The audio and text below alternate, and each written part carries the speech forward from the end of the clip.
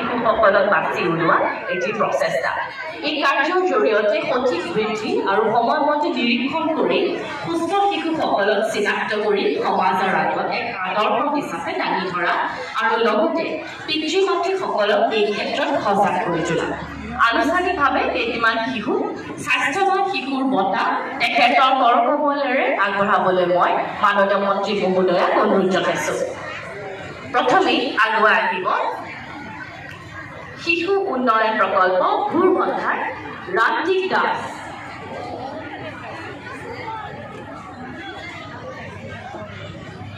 ৰান্তিক দাস আৰু তেখেতৰ মাতৃ।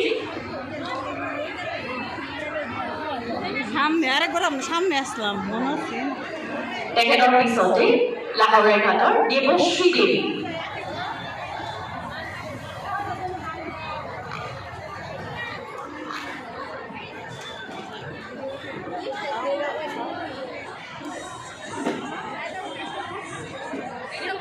কাৰ্তিক ডেকা।